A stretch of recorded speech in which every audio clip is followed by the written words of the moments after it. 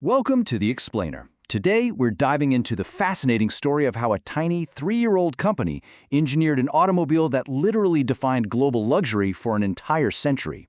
We're looking at a machine that didn't just move people from point A to point B, it completely shifted the paradigm of automotive engineering. Picture the dawn of the 20th century. Cars were basically notoriously unreliable, loud, fragile contraptions, and the roads themselves? Absolutely horrendous. Yet, out of all that chaotic trial-and-error early motoring, out comes a vehicle so incredibly quiet, so immaculately constructed, that its legacy is still completely unmatched. We are, of course, talking about the legendary Rolls-Royce Silver Ghost. The best car in the world. Now that's a massive claim, right? But this legendary phrase actually became the ultimate hook for a vehicle that set standards for performance and reliability that nobody else could touch. What's really fascinating here is that Rolls-Royce didn't even invent this tagline themselves. It was actually awarded to them by the prestigious motoring publication Autocar back in 1907, right after their journalists witnessed feats of engineering that genuinely seemed impossible at the time. The title stuck like glue, and Rolls-Royce still uses it to this very day. So here's how we're going to break this down today. We'll start with 1, the best car, move on to 2, a single model strategy, explore 3, engineering meets showmanship, look at 4, trials and triumphs, and wrap up with 5, a century of legacy. All right, let's jump right into part 1, the best car, setting the scene in 1906. Okay, imagine it's 1906. Rolls-Royce has only been around for 3 short years, and they're actually becoming victims of their own early success. They had built up this great reputation for quality, and customer demand was going through the roof. But behind the scenes, things were getting incredibly strained. They were making a huge proliferation of different models just to chase every little segment of the luxury market, and it was causing massive manufacturing headaches because none of the parts were interchangeable. They offered everything from a little twin-cylinder 10-horsepower model all the way up to a V8 passenger car. And fun fact about that V8, it was called the legal limit because its 3.5-liter engine was strictly governed so it couldn't go over the 20-mile-per-hour speed limit in Britain at the time. To make things even more complicated, the brilliant engineer Henry Royce had this policy of continuous improvement. It sounds great in theory, but logistically, it was a nightmare. He was constantly refining parts mid-production, which meant almost no 2 cars rolling out of the factory were entirely identical. Which perfectly leads us to part 2, a single model strategy, radical simplification. They had to fix this manufacturing chaos, and they had to do it decisively. More complexity just meant more costs, and you can't run a profitable, growing business that way.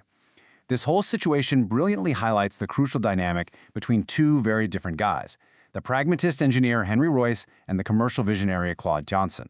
Johnson, who is this highly astute managing director, basically said, look, we need to focus all our energy on just one single model. Charles Rolls totally agreed, adding that it had to be positioned at the absolute, uncompromising top end of the luxury market. Now, Henry Royce was a ruthless perfectionist, sure, but he was also a pragmatist. He saw the commercial logic right away and set out to design a totally new motorcar from the ground up to make this ambitious vision a reality. Royce really took this single model approach and ran with it, engineering an absolute masterpiece. He managed to completely eliminate the resonant vibration frequencies that were seriously plaguing other early 6-cylinder engines at the time.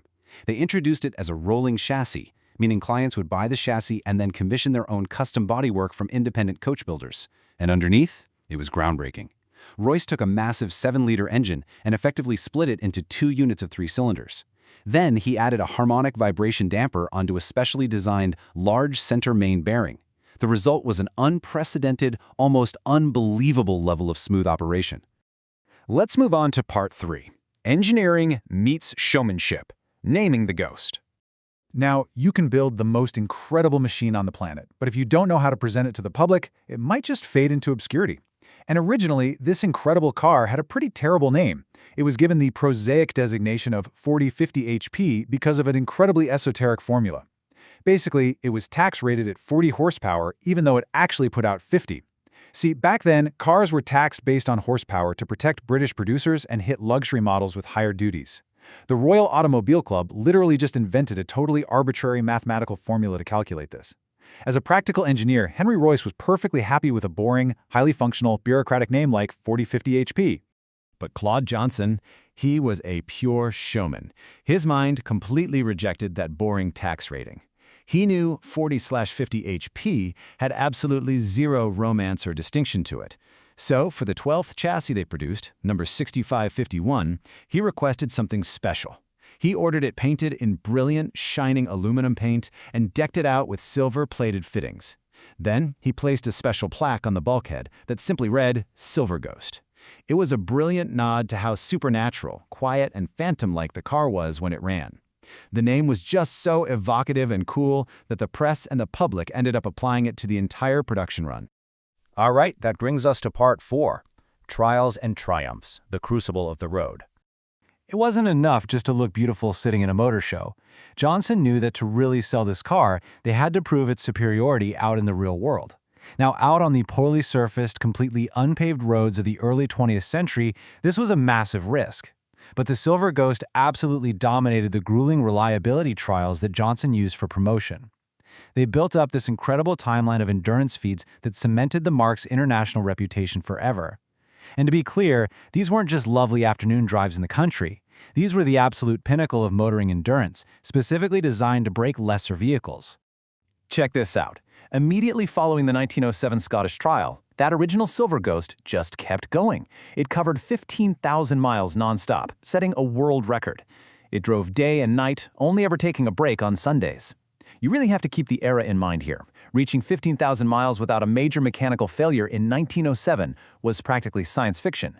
And when they finally tore the car down for inspection, the total cost to service the vehicle was exactly £2, 2 shillings and 7 pence. Basically, negligible.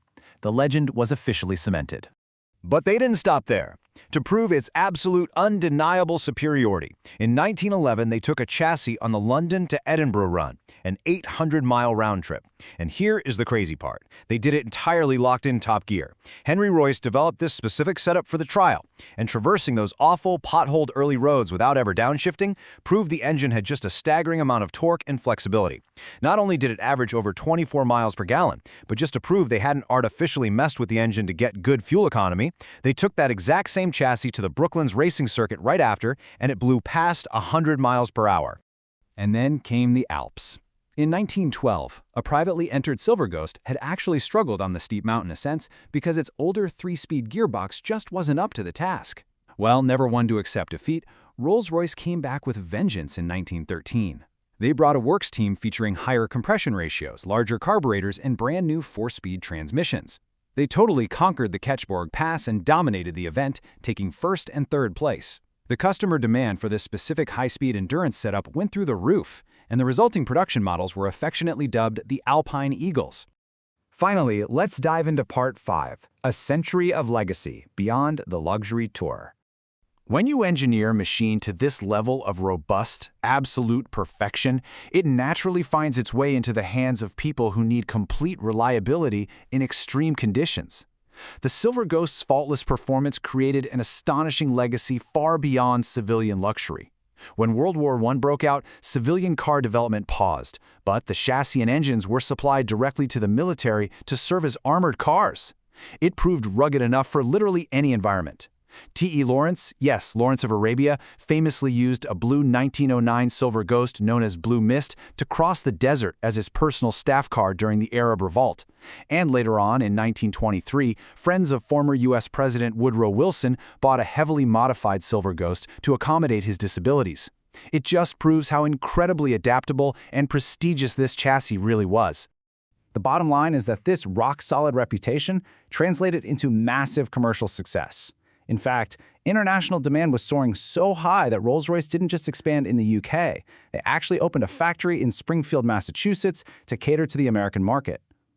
To give you some context on the prestige we're talking about, a 1921 model cost a staggering $11,750 back then. If you adjust that for modern inflation, you are looking at a vehicle costing well over $200,000 today. It was the ultimate status symbol, but it was 100% backed up by undeniable substance. Over a truly unimaginable 18-year product lifespan, nearly 8,000 of these magnificent machines were constructed.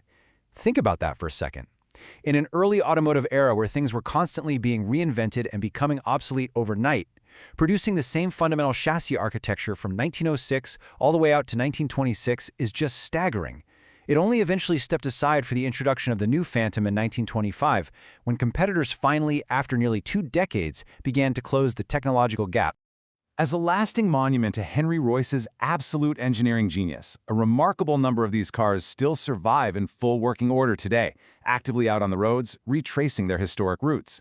Thanks to the obsessive build quality, the Silver Ghost has an incredibly high survival rate. Get this, in 2021, chassis 1701, the exact same car that did that Top Gear London to Edinburgh run back in 1911, was taken out and it successfully repeated the exact same feat, locked in top gear over 800 miles exactly 110 years later. Which really leaves us with a fascinating question, doesn't it? In our modern era of planned obsolescence, where we are so used to our technology breaking down or becoming completely outdated in just a few short years, will we ever see another machine built quite like the best car in the world? The Silver Ghost stands as a towering testament to what happens when brilliant engineering, absolute perfectionism, and shrewd commercial strategy all combine. It wasn't just transportation, you know. It was a literal mechanical monument. Thank you so much for joining me on this explainer, and I hope this deep dive leaves you with a profound appreciation for what true craftsmanship really looks like.